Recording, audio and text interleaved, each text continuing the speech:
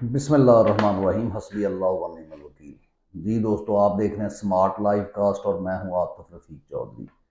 جی جناب، وہ آپ نے سنا ہوگا کہ جب نظام حکومت یا کوئی بھی منصب جب آپ نااہل لوگوں کے سپرد کر دیتے ہیں یا نااہل لوگ اس کے اوپر مسلط ہو جاتے ہیں تو پھر جتنا نقصان، اگر کوئی یعنی بادشاہ بن جائے، کسی ملک کا نااہل شخص حکمران بن جائے، تو اس سے زیادہ نقصان اس ملک کو نہیں پہنچایا جا سکتا۔ اور اسی طرح اگر کسی عہدے کے اوپر ایک نااہل شخص بٹھا دیا جائے تو پھر جو ہے اس ادارے کا، اس منصب کا ستیہ ناش ہو جاتا ہے۔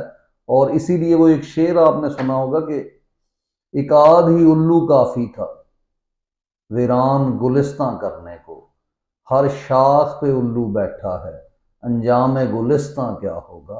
تو یہ بات جو ہے یہ اسی چیز کی طرف اشارہ کرتی ہے کہ ہمارے ملک میں یعنی پاکستان میں، جسے ہم اسلامی جمہوریہ پاکستان کہتے ہیں اور جس کا باقاعدہ 1973 میں ایک مکمل آئین ہے، لیکن اس مکمل آئین کی جتنی دھجیاں ان لوگوں نے اڑائی ہیں وہ شاید ہی کسی نے اڑائی ہو۔ اور اب جناب ایک موصوف جو ہے آپ کے ایئر چیف صاحب جو ہے وہ میدان میں آ گئے ہیں، ایئر فورس کے چیف، اور ان کی یہ خبریں چل رہی ہیں کہ جناب جب ان کا حکم تھا کہ آپ نے رافیل طیارہ ضرور گرانا ہے، اور وہ خود گدا لگا کے آپریشن سینٹر کے باہر جناب اس کی نگرانی کر رہے تھے، یعنی انتہائی وہ کیا کہتے ہیں ڈفر قسم کے لوگ ہیں۔ ہم تو سمجھتے تھے کہ شاید یہ دوسرے بری فوج والے جو ہے ڈفر ہیں، لیکن یہ بھی اسی طرح کے ہیں جناب۔ مقصد وہی، F A F S C pass, 12ویں کلاس پاس۔ اس بندے سے بندہ یہ پوچھے کہ تم کیوں بھائی گدا لگا کے آپریشن سینٹر کے باہر لیٹے ہوئے تھے؟ یعنی جیسے آپ کو جنرل حمید گل صاحب وہ اپنی تصویریں دکھاتے ہیں جناب، وہ جھاڑیوں میں لیٹا ہوا ہے، فلاں جگہ پہ لیٹا ہوا ہے، اور پھر آپ لکھتے ہیں، تصویریں شیئر کرتے ہیں کہ جناب یہ دیکھیں مرد کلندر یہ شخص ہے۔ تو یہ وہ ڈرامے ہیں جو آج تک آپ کو، مجھے اور تمام پاکستانیوں کے انہوں نے کر کے دکھائے ہیں۔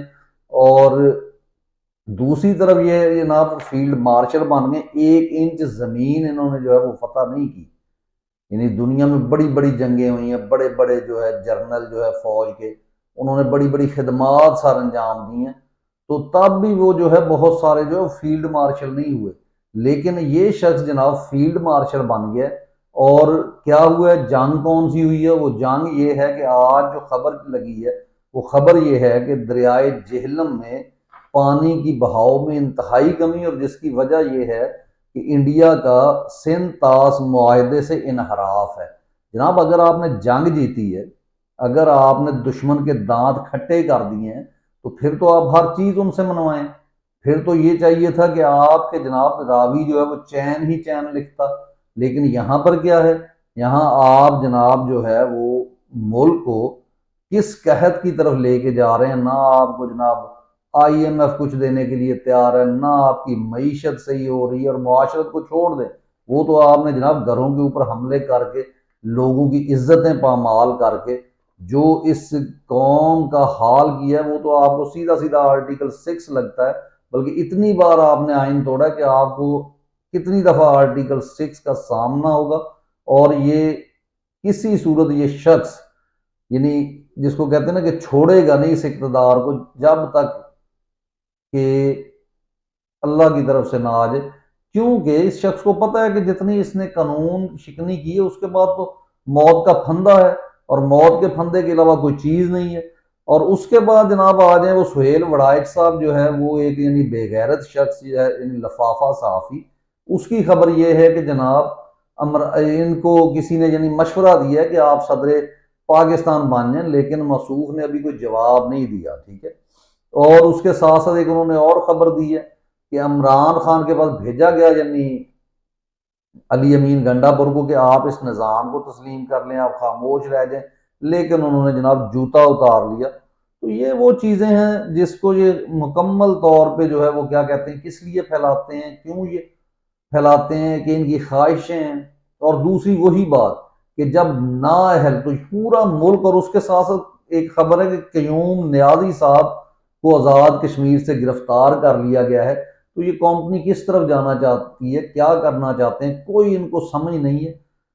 تو بات وہی ہے کہ ہر شاخ پہ الو بیٹھا ہے انجام ہے. تو میں ایک سمپل سی یہاں پہ جو بات کرنا چاہ رہا ہوں، اور عمران خان نے بہت اچھا یعنی موو ہے ان کی، انہوں نے یہ کہہ دیا ہے کہ جناب آپ ضمنی انتخاب میں نہیں جائیں گے، آپ اس میں نہیں کھڑے ہوں گے. بہت سارے ٹاؤٹ آپ کو یہ کہتے ملیں گے یہ غلطی ہے جی، اس سے پہلے عمران خان صاحب نے جو ہے وہ اسمبلیاں جو ہے تحلیل کر دی تھی، وہ نہیں کرنی چاہیے تھی.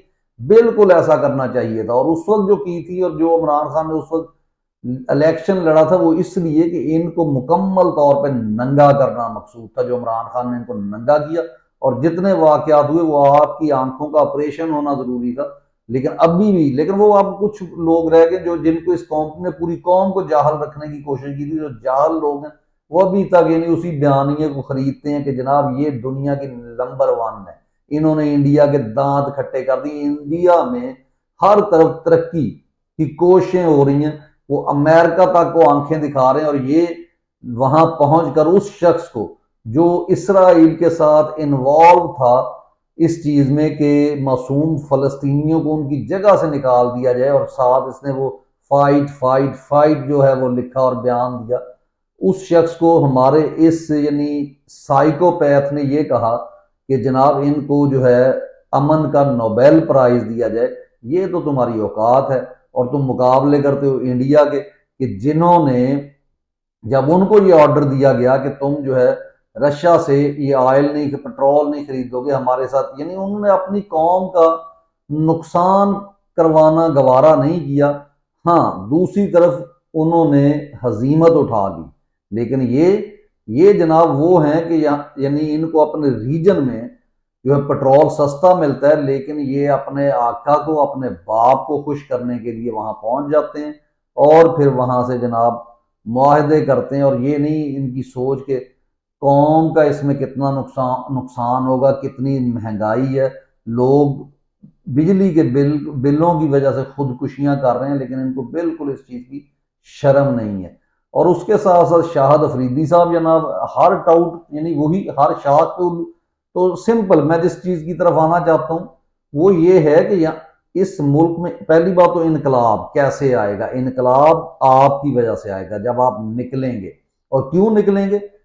اس لیے کہ جیسے چے گویرا نے کہا تھا نا کہ قانون جو ہوتا ہے، وہ آئین جو ہوتا ہے، وہ قوموں کے لیے ہوتا ہے، اور غلاموں کے لیے صرف بندوق اور مذہب ہوتے ہیں. بہت خوب بات کی کہ بندوق تو آپ کو نظر آ رہی ہے، اور دوسرا مذہب، یعنی آپ کے مذہبی رہنما، آپ کے مذہبی اور عالم جو ہیں آپ کو کیا بتاتے ہیں کہ یہ تمام چیزیں جناب کیا کہتے ہیں، آپ کے اوپر جو پرابلم ہے یہ اللہ کی آزمائش ہے. پھر آپ کو ایک امید دکھاتے ہیں، اور ساتھ بڑے بڑے مثالیں دیتے ہیں جناب کہ حضرت موسیٰ کو جس رب نے راستہ دکھایا تھا آپ کو بھی راستہ دکھائے گا.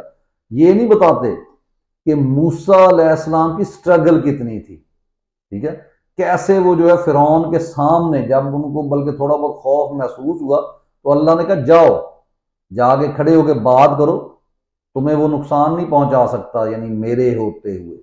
وہ کھڑے ہوئے، انہوں نے وہاں مقابلہ کیا فرعونیت کا، انہوں نے کئی کئی دن سفر کیا، پھر جا کے رب کے ساتھ ان کا ایک محبت، ان کا ایک ایمان کا لیول، اور تب جا کے اللہ نے جو ہے وہ راستہ دیا دریا میں.